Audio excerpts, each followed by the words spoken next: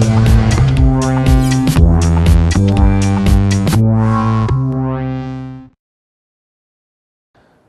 good afternoon. Welcome to MIX. I hope you're having a great day.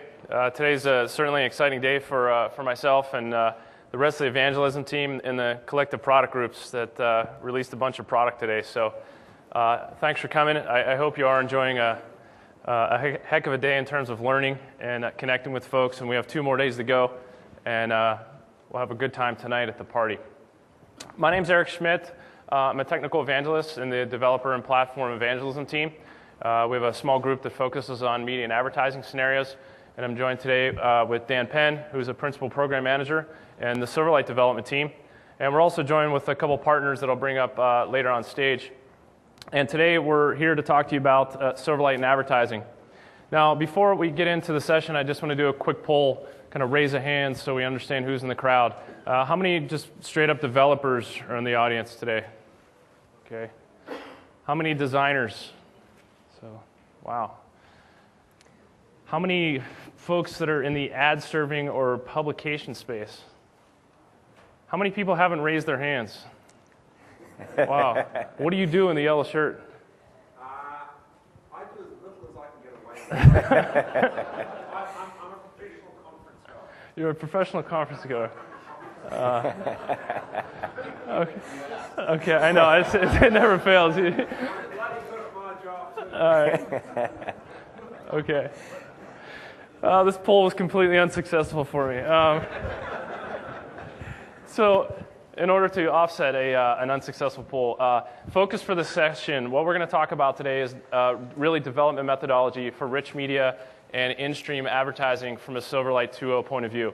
So what we're not going to talk about, we're not going to get into how to create amazing, beautiful animation in Blend or go off on hardcore design concepts. Today's really focused on laying out the basics in order to enable Silverlight rich media delivery on the web.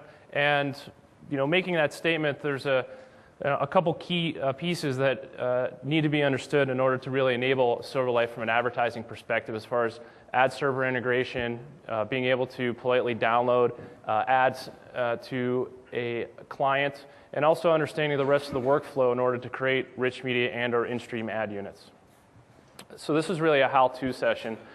The other part of the session is we're really looking for feedback. So today we shipped beta 1 of Silverlight. So we have a good opportunity over the next couple months as we continue development to process your feedback and influence the product. And both myself and Dan, that's why we're here today, is to not only to talk and deliver, but also to definitely listen and take feedback and make Silverlight 2 great for advertising scenarios. The last piece is we're also going to highlight and bring up some partners and let them talk about their experiences with Silverlight and let them talk about their world, their space in the overall advertising world. So to begin with, I'm going to quickly switch over and run through something that we showed in the keynote, which is this new Silverlight advertising template that we built for Visual Studio to basically jumpstart rich media and in-stream video development. I'm going to flip over to this machine, say File New Project. So in essence what we've done, and this is one of the takeaways of this session, is we're going to keep reinforcing that Silverlight 2, great technology, but it's important to not lose sight that we have amazing developer tools, world-class developer and design tools that are extensible. So extensible have extensibility capabilities in order to extend them to meet your workflow needs. So this is exactly what we did here. We just built some new templates in order to build out rich media and in-stream video adverts for Silverlight. So I'm going to go in, create a new in-page expandable. So I'm going to basically kind of recreate that same Halo ad that you saw this morning in the keynote. I'm going to choose an IAB UAP size, 728 by 90, hit next. I'm going to have this thing float out of the banner and over the page, so over some HTML. Direction is going to be, we'll do below the ad, and the trigger is going to be mouse over. And I'm also going to include some video, what you saw in the keynote this morning, which was the Halo trailer.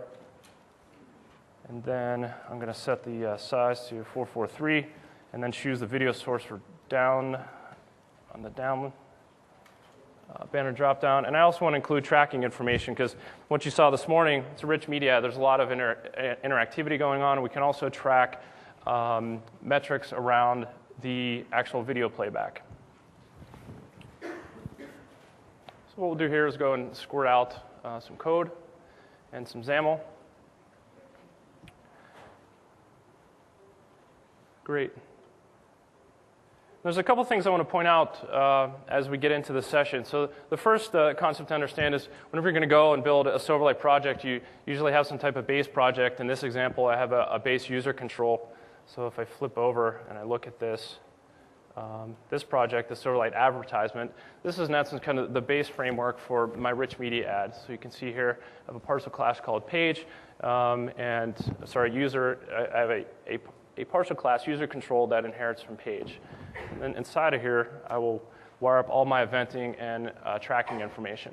So this would be the basic ad unit project that would get delivered in some type of publishing environment.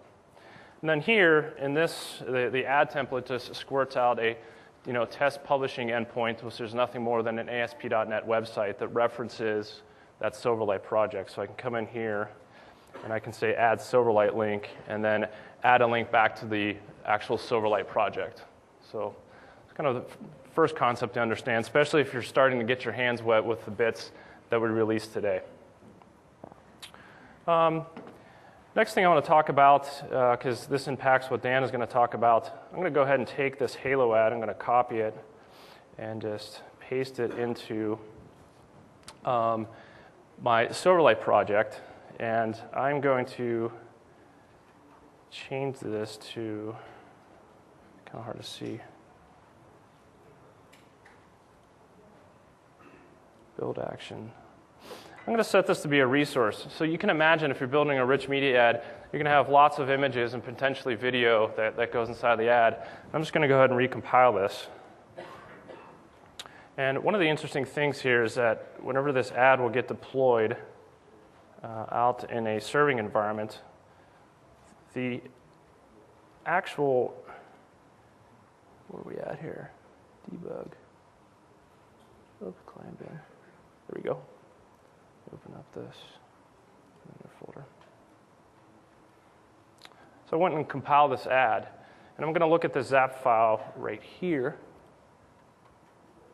and I'm going to go ahead and rename this to just zip.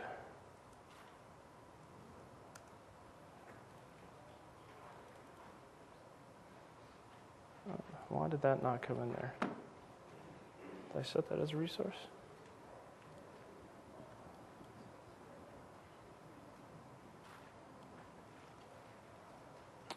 Bear with me for 1 second. I have no idea why that didn't do that. So I'll come back to this in a second.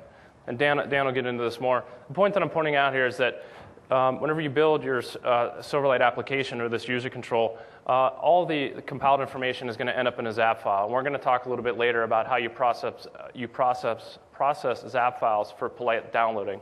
So if you had a bunch of resources in your ZAP, the ZAP can conceivably grow pretty high, 2, 3, 4 megs, depending on the type of information that was inside of that ZAP. So it's important to understand what the build process is, and unfortunately, I don't know why this resource didn't get added to my ZAP file. The last piece I just want to quickly talk about, so I'm going to go ahead and open up this base ad, the XAML that was built by my template, because we really didn't get to see this today in the keynote, is that I basically have bidirectional communication between my development and design environment. So if I were to say go in here and change the height of my canvas, whenever I flip back over to Visual Studio, I'm going to go ahead and save this. If I flip back over to Visual Studio, Visual Studio basically sees that there's been a change made. So as I'm kind of iteratively moving back and forth between developer and designer, those changes can be seen. The last piece I'm going to point out, and then I'm going to hand this off to Dan, is the actual user control itself is initiated through this app.xaml and app.cs. So view this as the bootstrapper to start your Silverlight ad or a Silverlight application.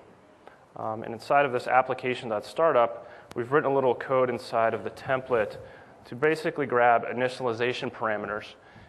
So you can see right there it says init params.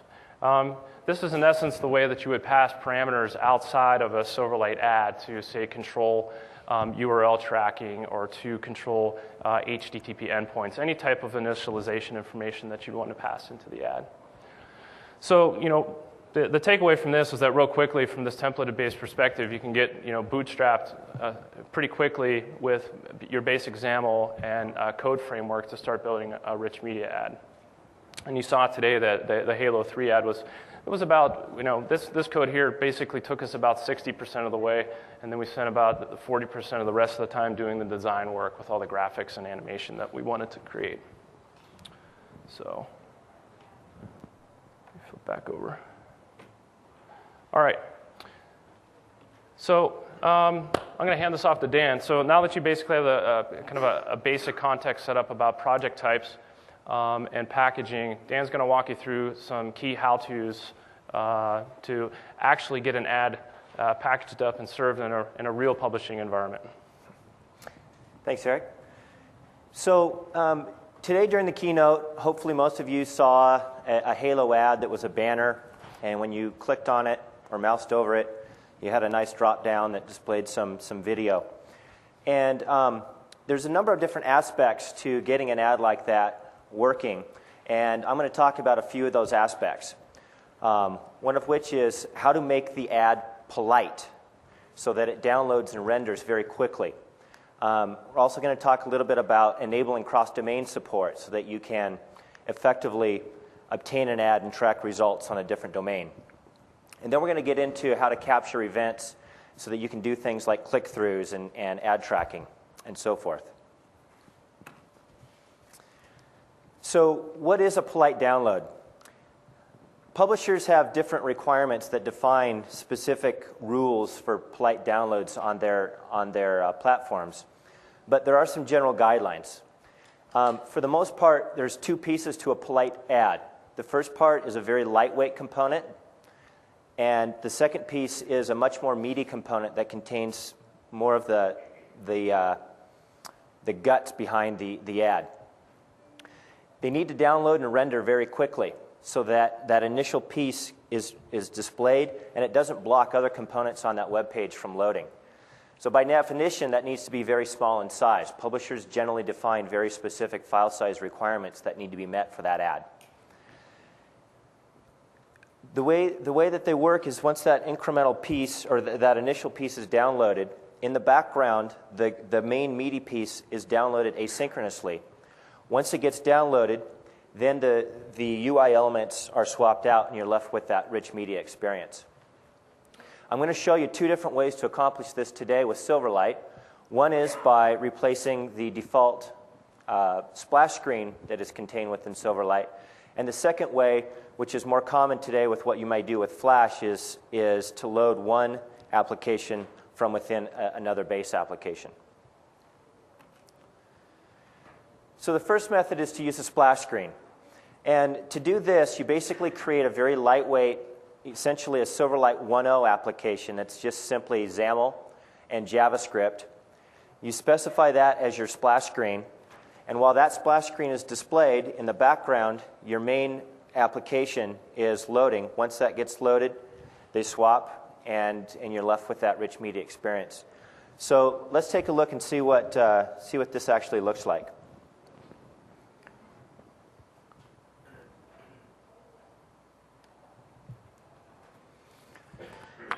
So just kind of a few guidelines, because if you blink, you're going to miss this demo. I'm actually sourcing the ad from another box here under the desk, so it's going to download very quickly. Typically, when you do a scenario like this, you want a very smooth transition from your polite component to your incremental component so that the user doesn't necessarily know what's kind of going on behind the scenes. However, for this demo, I wanted to make it very, very clear what was happening. So what you're going to see is you're going to see an initial banner ad. It's going to be that Halo component. And I put some really ugly text on there so you know that it's really that component piece. And it's going to take probably around a second to download, and then you're going to see that rich media piece take over. So here we go. Watch closely.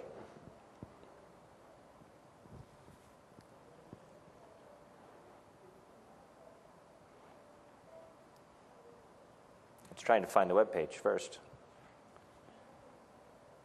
There's the polite portion, and then you saw the polite portion go away, and now you're left with this rich media experience.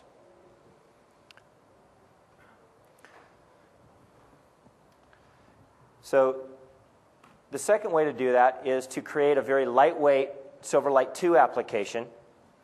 And once that downloads and renders, in the background, you download your full ad and then swap out the UI elements. This approach is much more what do I want to say?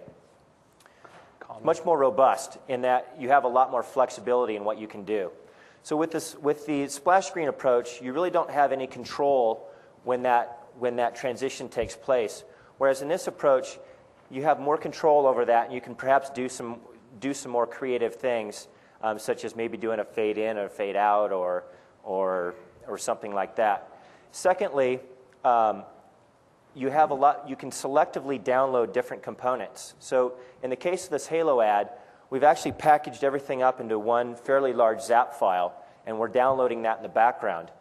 But if your ad just had an additional video component that you wanted to download, you could download just that video component, or perhaps it was a graphic asset or something like that. So you have a lot of control over what you can do here. So let's take a look at what this approach looks like, and it's actually identical. You should see really no difference from the user perspective. So we'll see that. There's our polite component, and boom, the other one adds or loads, and we're left with the same experience.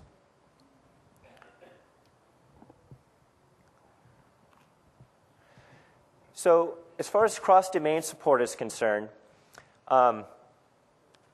typically a web page receives content from one domain.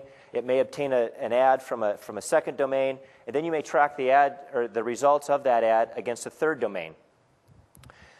The security model in Silverlight by default prohibits you from accessing domains in that manner.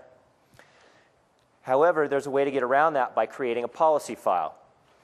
Today, in the ad space, Flash has the same issue, and so what they've done is they've placed Flash policy files on each of those domains, and then when the client goes up and accesses that, they check the policy file for rules and see whether or not access is allowed on that particular domain.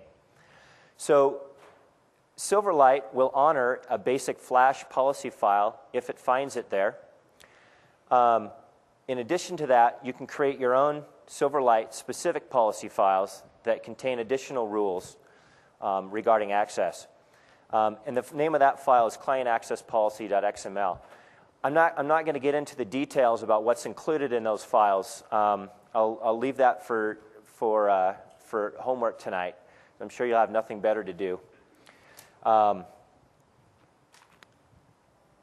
So then finally I'm going to talk about tracking events.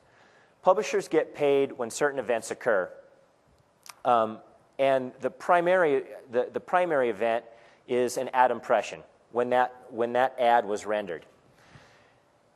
Silverlight provides a very rich event model so that you can track a number of different events when they occur, such as when an ad loaded, or perhaps when you are interacting with an ad with your mouse. Maybe you're clicking on an element within the ad, maybe you're hovering around certain things, or perhaps you monitor the container itself. How long did it take between when the ad was displayed and before the users began to interact with it? Did the ad slide out? How long did it slide out? How long did they interact with it? Things like this.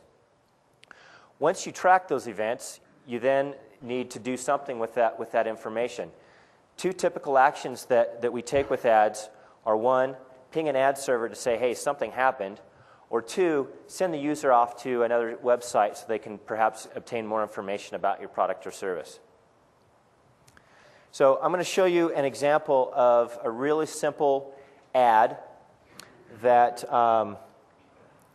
we will track an event and then perform an action on that.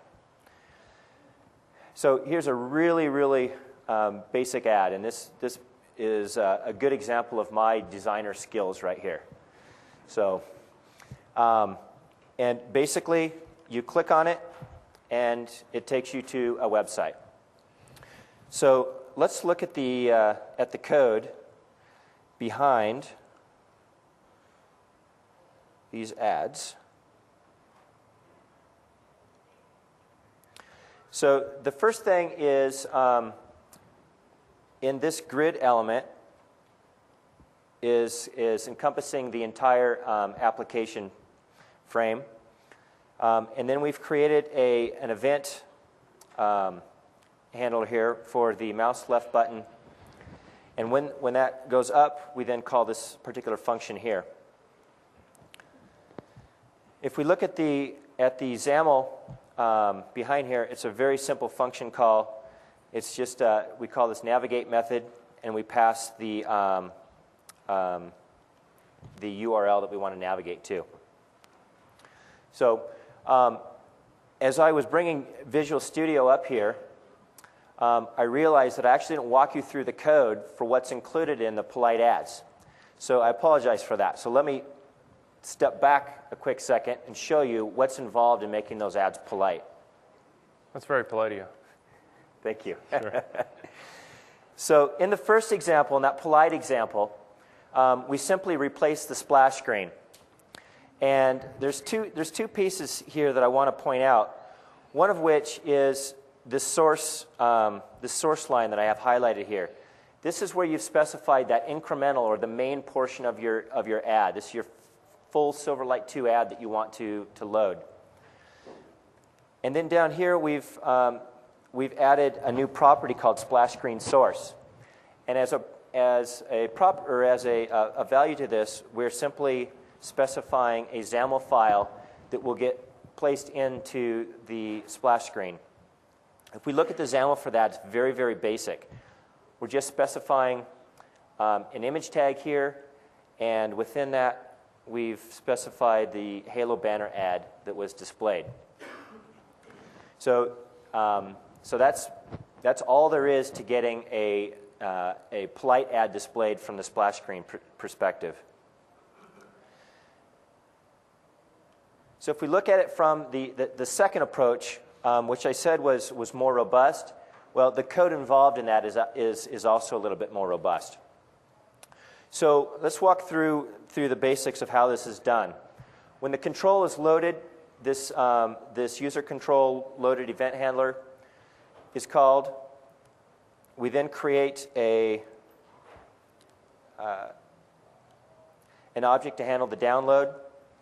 We assign it an event handler to handle the download once it is completed. And in this case, it will call this particular method. And then we call openRead async, and we pass it the zap file that we want downloaded, and then that file will begin to get downloaded.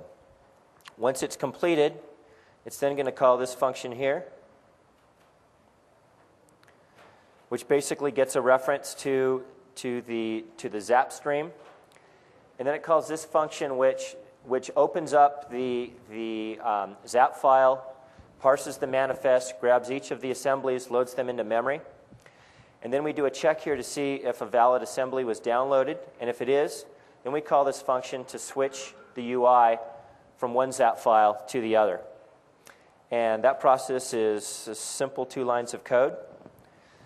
The first line here basically grabs the XAML page from your Silverlight 2 application.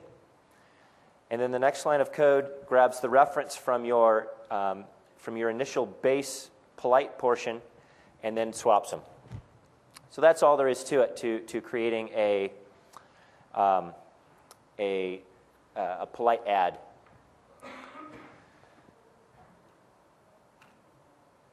So now that I've showed you a number of different aspects of creating a Silverlight ad, what I'd like to do is have the guys from iWonder come up, and they're going to show you some aspects of ads from a third-party perspective. And Mark and Alex. Thanks, guys. The slides are up here? Yeah. Great, thanks. How's everyone doing? Has anyone ever heard of iWonder, first of all? A few people? Thank you, Charles. Appreciate that. I'll give you those dollars later. So has anyone ever used iWonder's AdWonder component to actually build a Flash ad? So, no?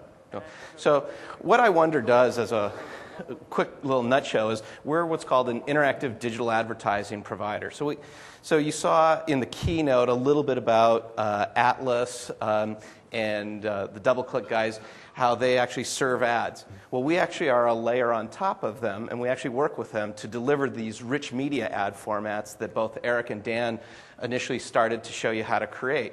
And so we're going to show you through sort of our workflow and our process how we've been evolving the ad formats, or these rich media ad formats, and actually have to bring them to life on a daily basis on the creative side, as well as then on serving them up. And on a monthly basis, we're serving up nearly billions of these things. Today, traditionally done in Flash, and now as our business is evolving into now supporting Silverlight. And we see this in-stream space definitely taking on a number of form factors. You have pre-roll, which is just straight video being served up, or in-stream within a video player on the web that has overlays and bugs and tickers, and that evolves all the way into the Internet Protocol television formats. And so why is this important for you to understand is that you're going to, as you're developing rich media ads, you're going to get involved with a lot of different scenarios. And you're going to find that different publishers want you to support different types of things, and each publisher sort of has their own little subtle differences. Today, it's very common for a publisher to have different blocks of video, and they chunk it up into different pieces and sort of sandwich it in between with some pre-roll video, which is just a standard piece of video that's playing. What we've been focused on in bringing to life is taking that same piece of video programming, but now adding in more interactivity through the use of today's Flash, but now bringing to life all the Silverlight capabilities that go above and beyond that. So now we can create more monetization opportunities, or more ways for publishers to sell more inventory, at the same time creating a better consumer experience to interact with those advertisements, which at the end of the day is the key. We need consumers to watch the advertisements so that they can engage with the brands and so on. So at iWonder, what we do on a day-to-day basis, we work with hundreds of different creative agencies and interactive media buyers, and we actually work with you guys from the creative process to conceptualize how an ad is supposed to function. Like you've seen the Halo ad, and there's a lot of different pieces to it. The creative teams have to sit down and figure out what creatively is going to come to happen and come to life. And then it's our job to work with you guys to figure out then on a programmatic level, how do we actually build that ad so that it can actually run on the different publishers' websites?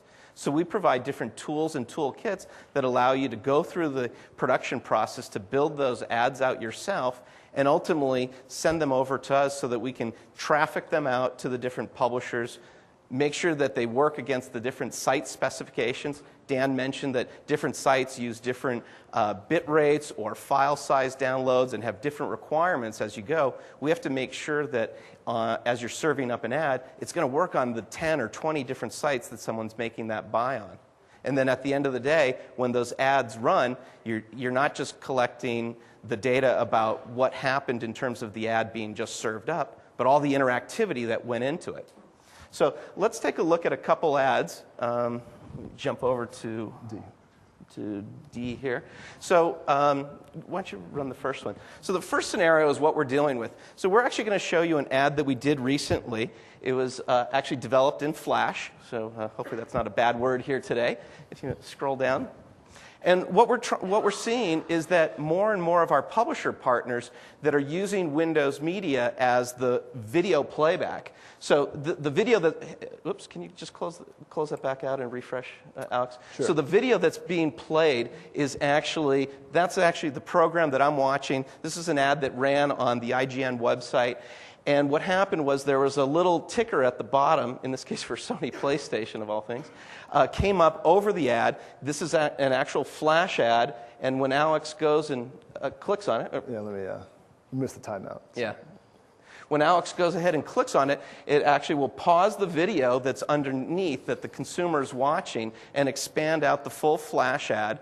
And now what we're doing is we're using Silverlight as a video player instead of Windows Media and allowing ourselves the opportunity to take our existing flash ads and run them on top of Silverlight. And that's one scenario that we're seeing very common today for Windows Media customers because Silverlight is so great across platform and browser. Let's take a look at the next ad. So what we thought would be fun was then to take that exact same ad that we just did in Flash and now rebuild it entirely in Silverlight and show that we can take that same ad. It actually, if you look at it, it looks even cleaner than the Flash ad. It's the exact same ad, the exact same elements, only we rebuilt it and reconstructed it in Silverlight. It performed the exact same functions in terms of the overlay, when it popped up, and the user experience. And so then Alex can go into it, it loads some animations, and then ultimately it will settle in and actually display a trailer that's embedded within the ad unit. And so what I'm going to do is I'm going to ask Alex to quickly walk us through both of those scenarios, how we implemented the Flash on top of Silverlight, which we think is a solution for immediate usage of Silverlight today in the marketplace. And as more publishers start supporting Silverlight broader, we can start creating more ad units in actually Silverlight, and we'll walk through that process as well. So, Alex? Thank you, Mark. Okay, so first thing, we're just going to look at the Flash over Silverlight demo. So the basic elements we have here, we have a Silverlight 2.0 application that is just playing the video in the background.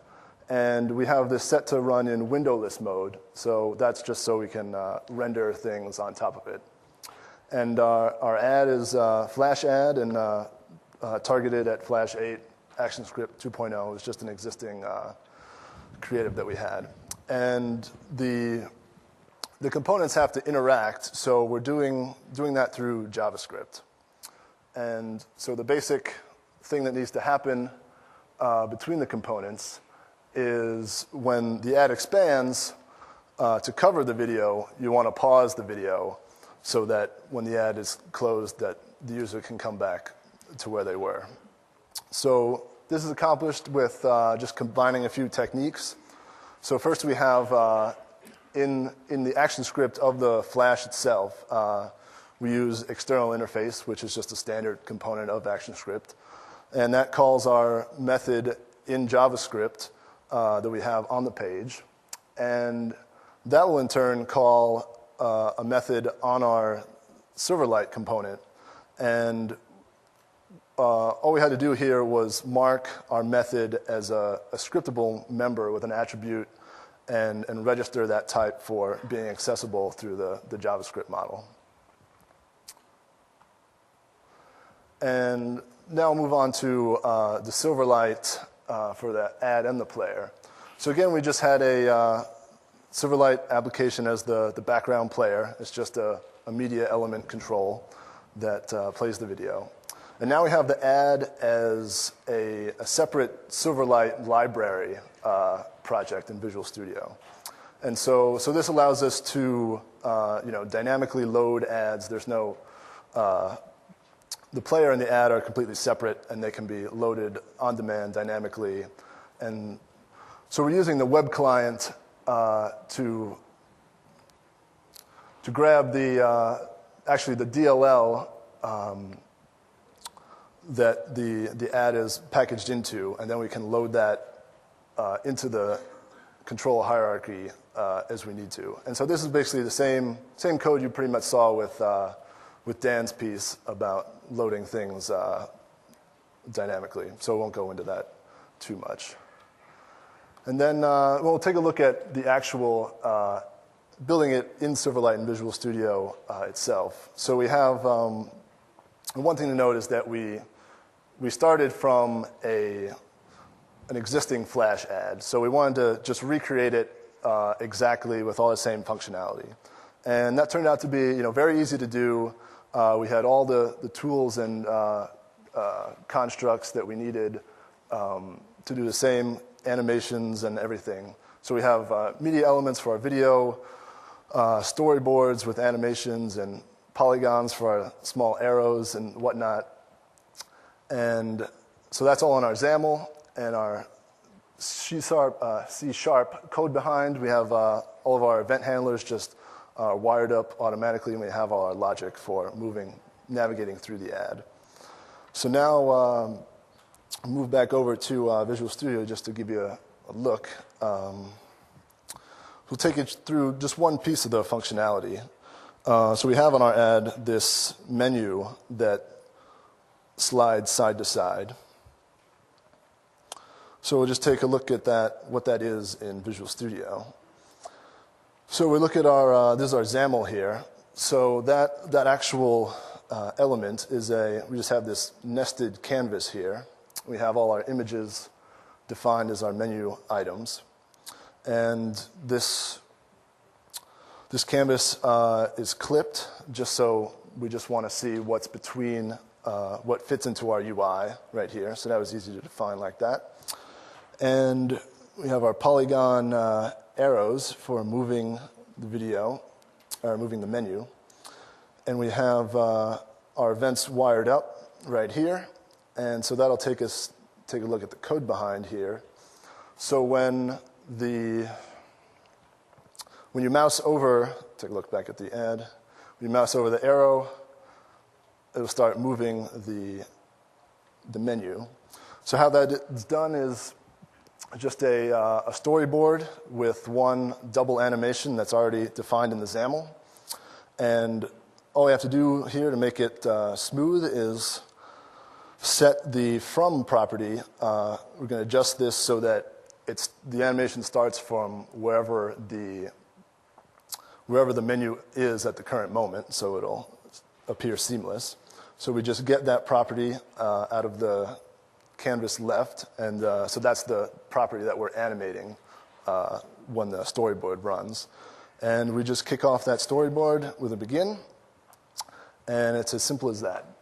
So that just shows how we have, using Silverlight and Visual Studio is a lot of power and a lot of productivity to just build great. So the one conversation we had yesterday, just to reinforce the audience, whenever we were kind of comparing the Swift size to that ad to the Zap output size, what we were about 20K difference. Yeah, pretty right comparable. now, yeah. So, at RTM, you can probably get, in a polite download situation, you can probably get your Zap down to about 6 or 7K minimum. So, just from a download perspective, using this methodology to basically dynamically load Zap is, get you a really efficient environment to get polite download started and then to bootstrap into something a little bit more complex. Right. So, yeah. cool. I think just one last comment, just to that point. When you have rich media ads that are the banners and stuff, and you are so concerned about size, it's great that you can do that and get down small enough. But with these in-stream ads, it's been great because we do have access to so much bandwidth because it is over video that you can then really load it up with a bunch of new features and so on. So, I mean, we love the new capabilities. So. Cool. Thanks. Thanks for bringing a PlayStation ad to our event. Thanks, Eric. I just realized that about a half an hour ago. So, no, I'm just kidding. That's good. It's good advertising impression, so you can go back to your inventory manager. Okay, so thank you. So what we're going to do now is kind of step away from playlists. So we talked about a little bit about workflow. We talked about polite download. We talked about cross-site scripting. We talked about click-throughs. And now what we want to talk about just real quickly is shift away from rich media and just talk about in-stream concepts, both linear, like talking about pre-roll, and then doing overlays. And before I get into the meat of that, I want to cover off on one subject, which I know is a huge issue for folks, especially people that have used Windows Media Services. So how many people out there have used Windows Media Services for streaming? Okay, so here's a little slide basically to kind of set, kind of clear off on some issues right now. So basically, client-side playlists today in Silverlight 1, has some limitations. So there's a considerable number of elements that we don't support inside of client-side playlists in Silverlight 1. We made a lot of progress in Silverlight 2 to make a more robust implementation.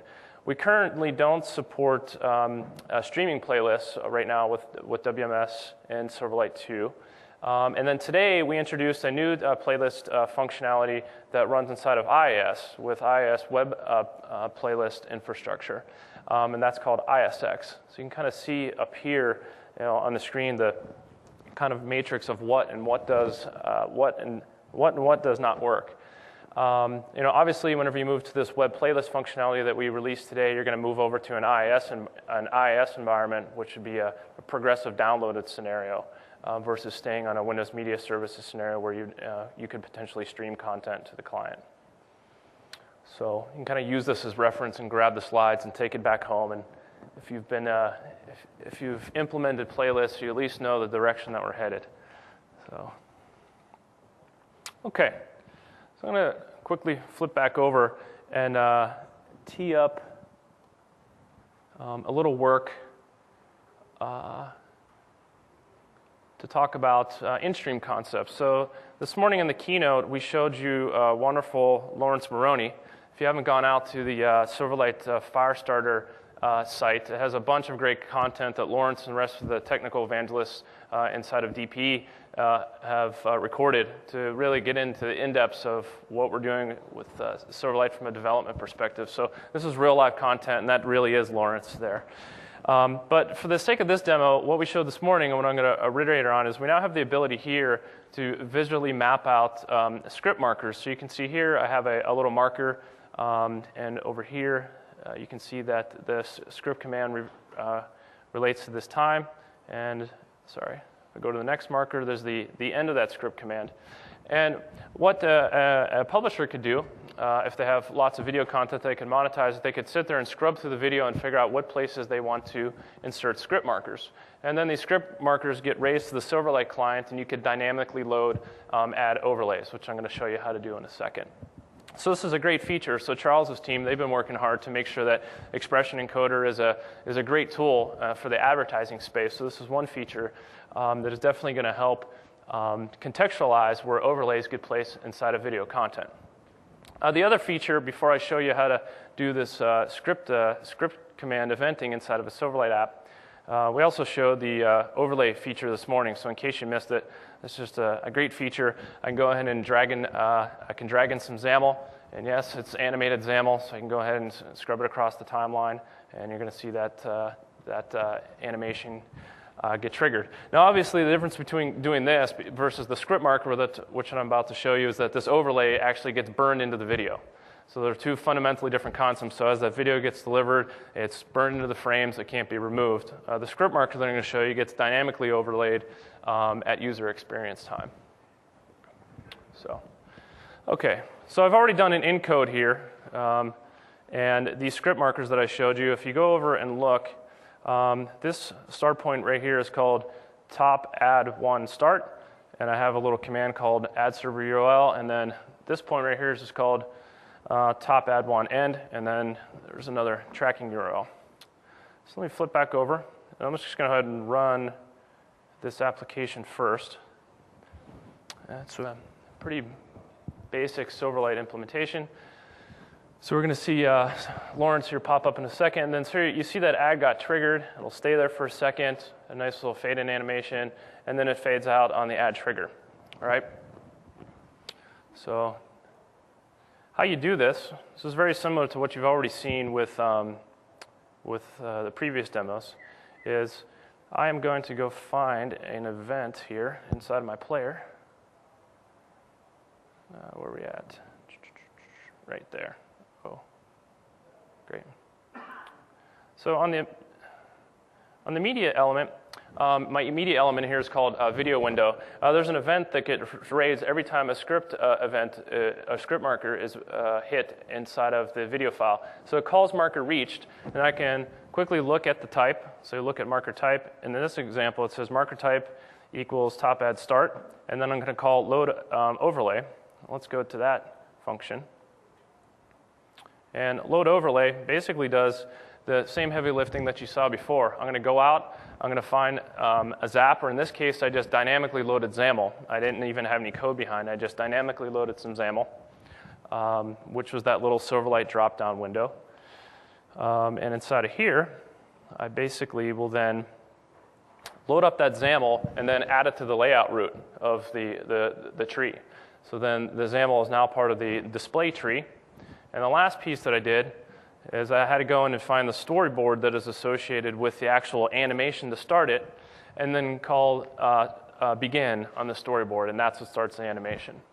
And then I do the same thing on the reverse whenever I hit the script marker to make the ad go away. So super straightforward, very simple. You can rock on script markers all you want. You could do things, kind of put those overlays wherever you want them to be. This is a pretty simple example. One of the things that would be interesting to write is basically to do some pre-caching. So I could basically look at markers and basically have a marker that says, well, I'm going to start an ad in about 10 seconds, so I can go out and cache the ad and have it available and then trigger it at the appropriate time. But for the sake of demo, I didn't write that code. So, great. So that was an overview basically where we're at with encoder for linear and nonlinear in-stream scenarios. The media element is great. The eventing model is very robust, so you can subscribe to the events that you want. I basically just touched off on the script marker events, but we also have an eventing model for media state changes as well. So if buffering's happening, or if the user say starts and stops the video, and maybe an opportune time for you to show an ad, or whenever they restart. So I encourage you to look at the eventing model a little bit more. So at this point, what I want to do is have the folks from Panache come up, and they're going to show you what they have built, some innovation around technology that they built to basically help drive much more efficient workflow around building up timelines and overlay models for in-stream advertising. So I'd like to have the Panache folks come up. So Jonathan? Yeah. So I'll switch you down here so you can. Show my stuff. Yeah.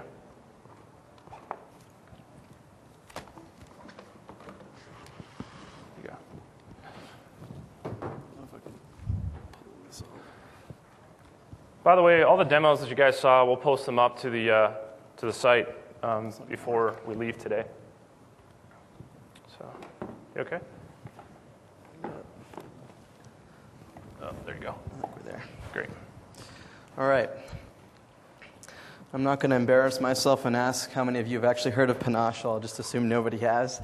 And also, since I saw a lot of hands for the developers in the room, I'm sorry, I really have very little code. Our solution's very simple and is almost codeless. So I'll see if I have some time to show you a bit of code, but I probably won't. Are you outputting to window? Do you know what channel?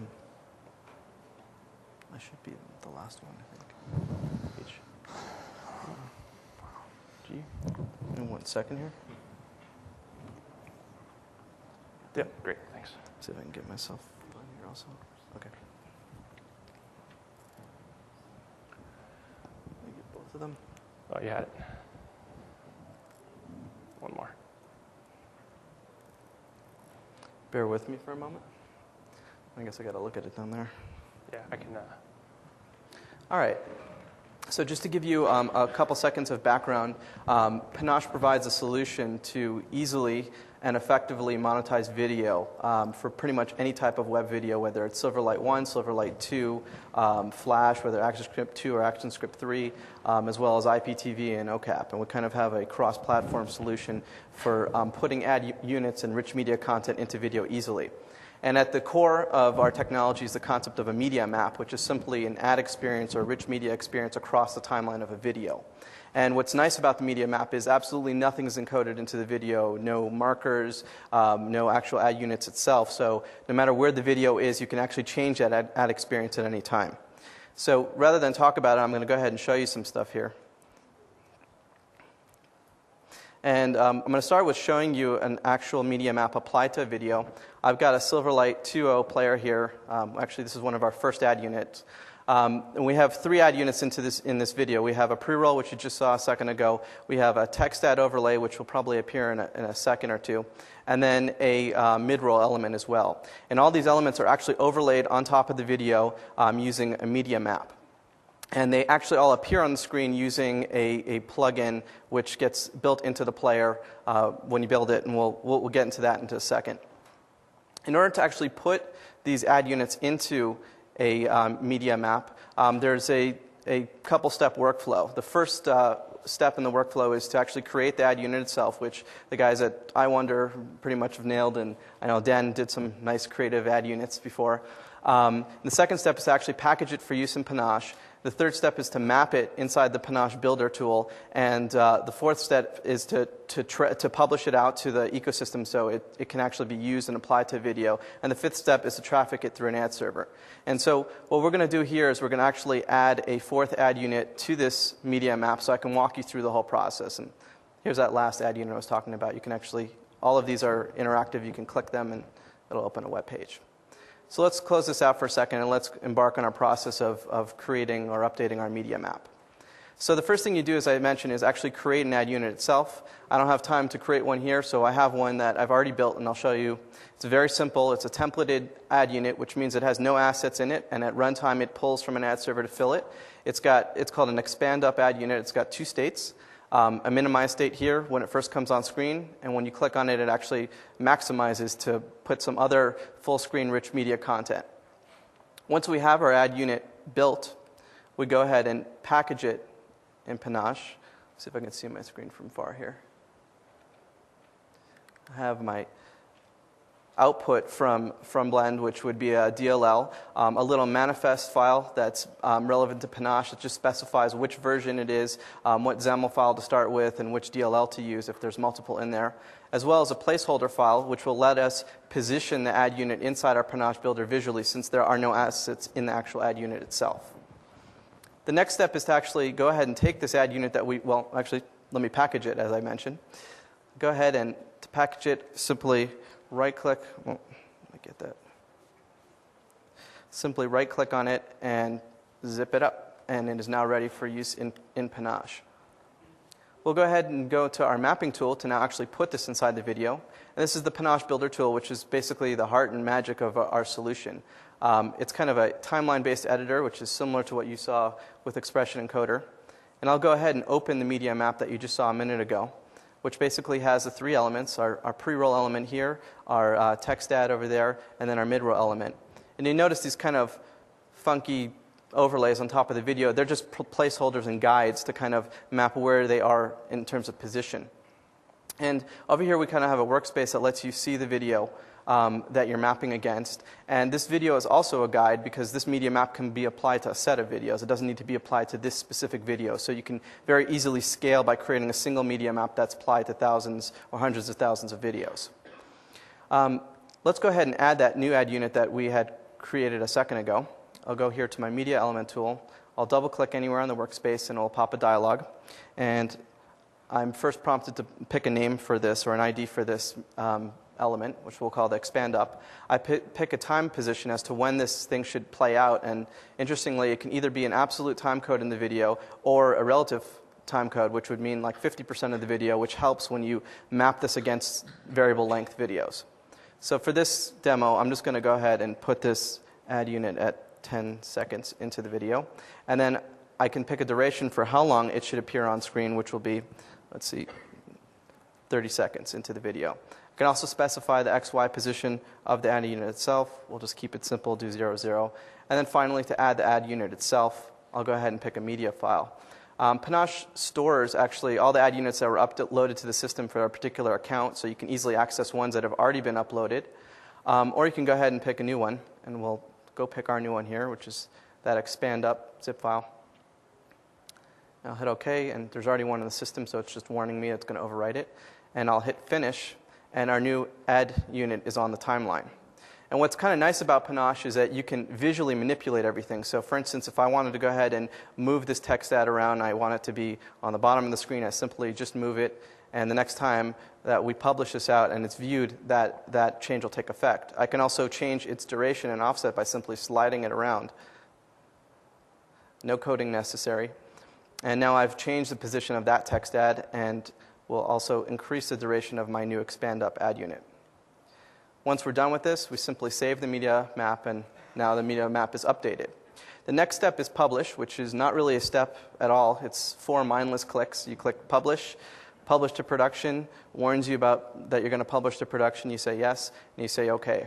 And what this simply does is takes the media map, puts it on our delivery system, and makes it available to any Silverlight Panache-enabled player to actually consume this media map. There's one more step before we can actually go view this in the player, and that is to actually fill these different ad units with assets. And that usually involves an ad server. And what we've done at Panache is actually follow the paradigm of ad servers of trafficking ad packages, which is simply an XML file that first specifies which media map to pull, which in this case is the Silverlight ad units, I believe, as we called it. Yeah, Silverlight ad units. And then the different elements inside the media map get their values assigned to them. So for instance, the pre-roll, we have a video URL that specifies the video you saw before, a click tag when you click on it, the overlay call to action text, the tracking tag, and a third-party tracking tag. And we have this for pretty much all the units that are inside the media map. So at runtime, when the player plays, it makes an ad call, returns this package, and loads the media map and populates it with all the different assets that it needs. And Panache also does this intelligently, where we kind of preload some elements so that you don't need to wait for them to come down. We kind of already have them before they're needed. Let's go ahead now back to our player and see the updated experience. We'll go ahead and refresh. We get our little interactive pre-roll there. And a couple seconds into the video, we should have our expand up unit now with some assets applied to it. Let's see it here. There's our expand up unit for We Own the Night. When I click it, using a Panache API, the ad unit actually calls the player to pause the underlying video. All the assets are already loaded, so it's pretty instantaneous. And you've got a video trailer playing in here, as well as some content and some Fandango interactive content on it. As soon as I close the ad unit actually calls our Panache API to resume playout of the video itself. And this is all accomplished by compiling into your player what we call the Panache Universal Media Acceptor, which is available on various different platforms, which kind of ensures that whatever ad agency or publisher creates this ad unit will have the same experience across all players, and they don't need to worry about the underlying technology. We kind of serve as a buffer in between. In terms of tracking, as you kind of saw in the XML file, we do report to third-party systems, and we do have some of our own internal tracking.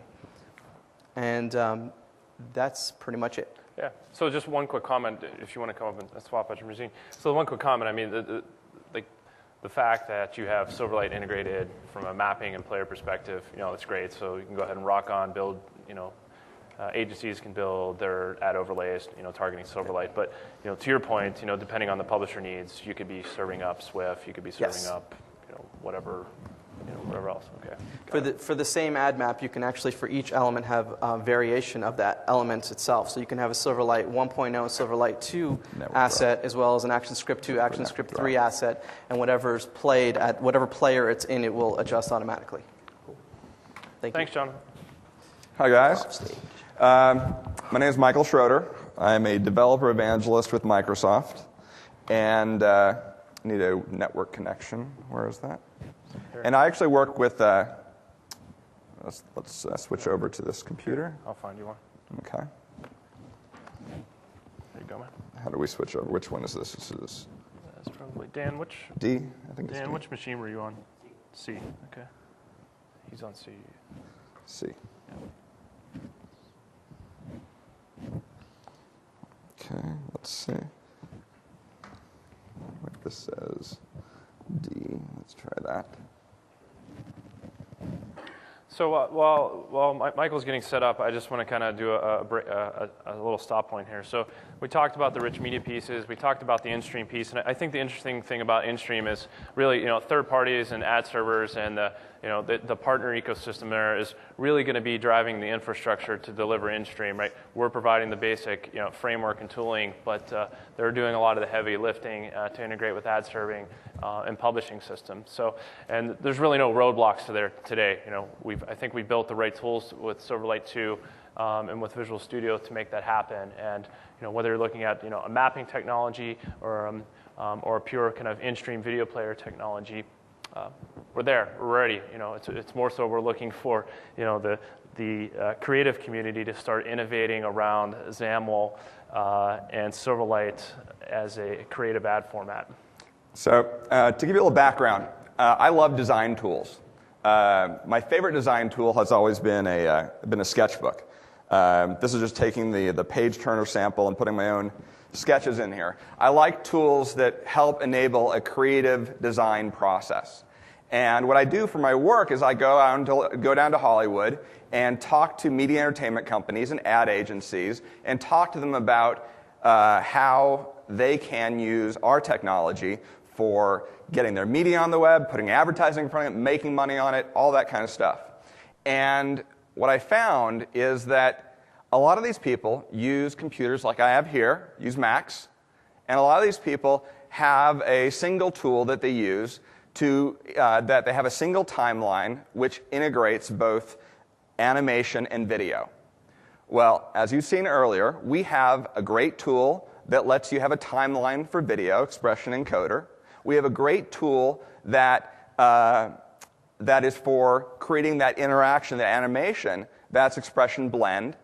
But there seems to be kind of a little disconnect.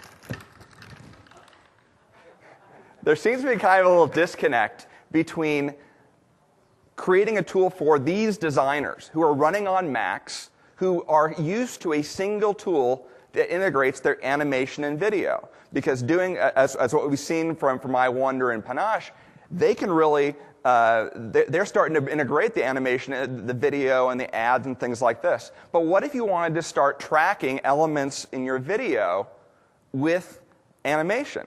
Well, it turns out Silverlight can really do this. It just turns out right now we have these two separate tools to do the two different aspects, and without tooling for this, without the design tools, we can't do that. We can't enable designers, or designers can't enable themselves to do this kind of thing.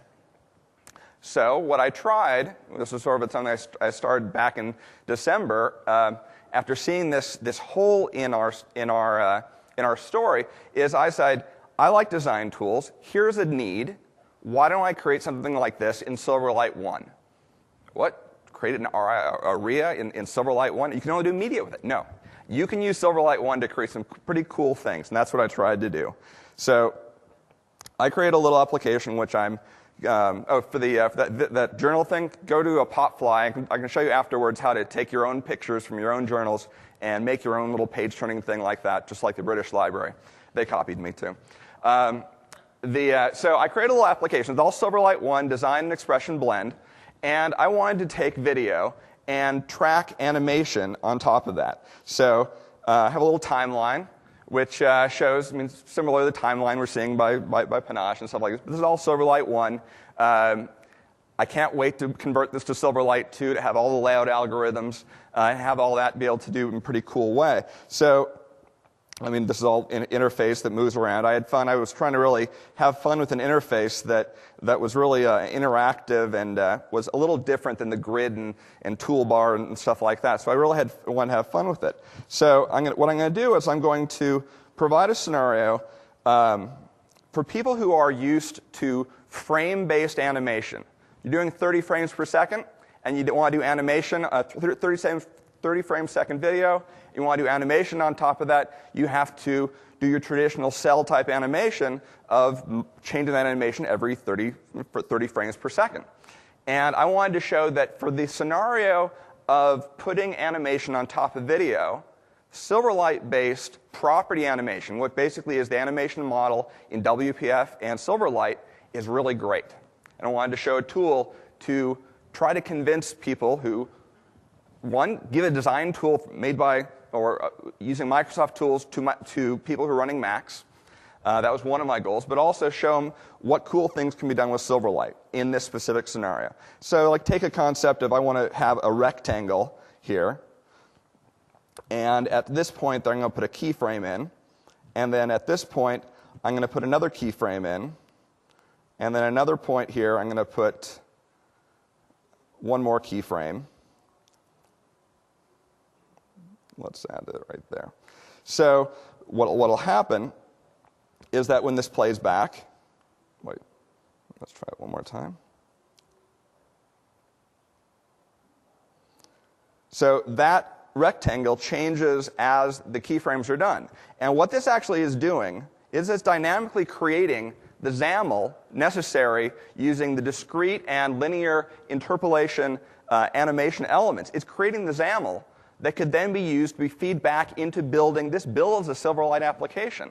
So using that XAML, you can actually embed that XAML into another Silverlight application.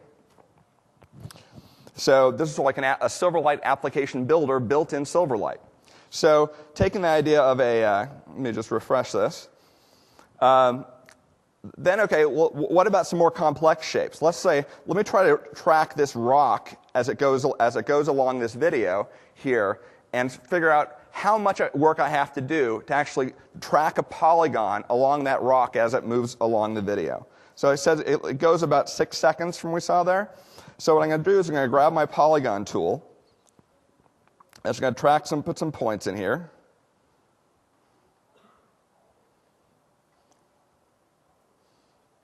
And put my close point here. And then I'm going to move my little shuttle down here. Okay, here's 1 point here. And I'm going to just move it here. Okay, that's a little bit off. Okay, and then I figure out what the end is. Now, let's just see what I get by just tracking these points. Okay, that isn't good enough. So I'm going to move my shuttle over here, track a couple more points. Okay, here's another one, adding keyframes. And what it's really doing is it's creating the XAML for these keyframes. Each of the segments is a segment on that polygon. This is just a windowless Silverlight application with HTML div sections overlaid over it with CSS order. And so I'm going to put a couple more keyframes in here.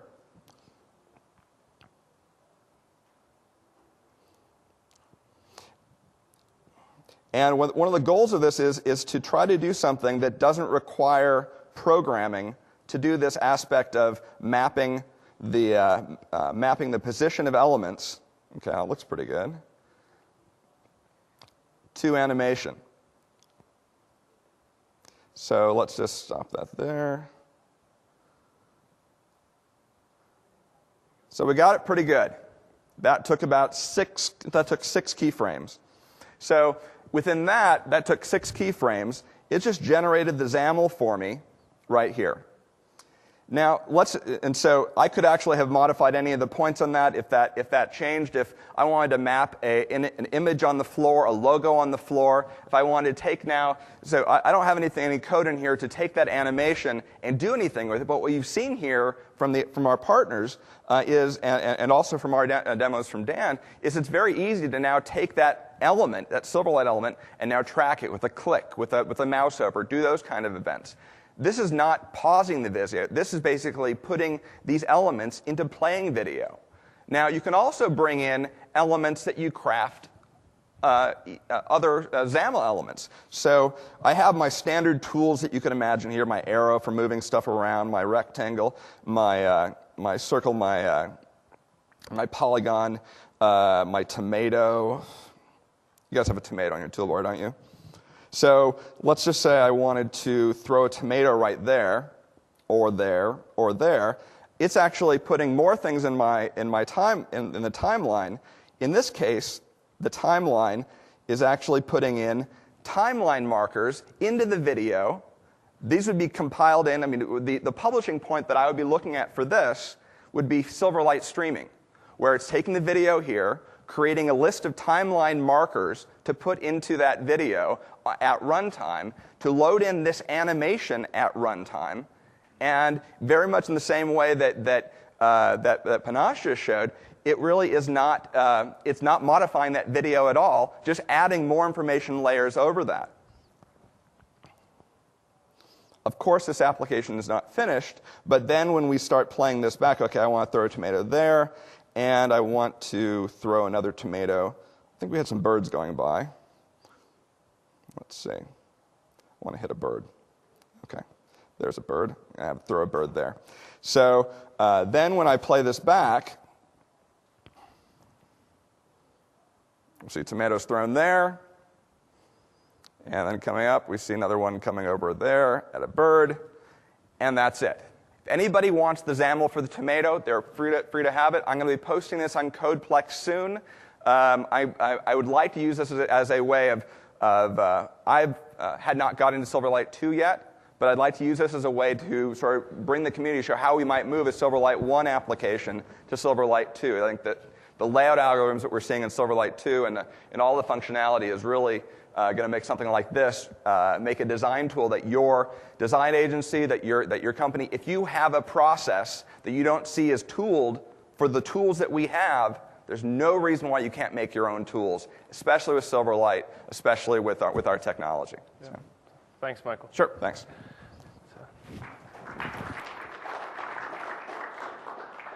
There's one key important piece that Michael left out. It was that rock is pretty valuable in the terms of advertising inventory, right? So it's all about selling the rock. And doing this, timeline-based animation and contextual-driven, in essence, you can imagine the polygons that you're tracking would be an ad overlay. This is nothing new. I mean, there's been other folks that have, kind of delivered a similar type of product. But the reason why we want to demonstrate this today was this was relatively easy to do with the platform. Michael has a day job as well, so he's not sitting around writing these tools. He's out, working hard, evangelizing the customers. So, really, implicitly, based in the platform, there's a lot of power there. And, he's just getting started. Imagine taking that XAML that was in there and dropping it into encoder and doing the encode, right? We're there. We have the right platform. So the key takeaways, and I'm going to flip back over to this related sessions because there's a lot of great stuff going on tomorrow and the next day. There's really two takeaways from the sessions. Silverlight 2 and Visual Studio from a developer perspective and Blend from a design perspective.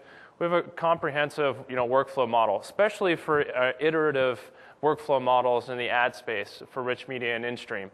So the call to action really is, now is that ad format innovation is in your hands. Like we're working hard, and we're not done yet, but we're working really hard to make sure that we can nail rich media and in-stream advertising scenarios for you.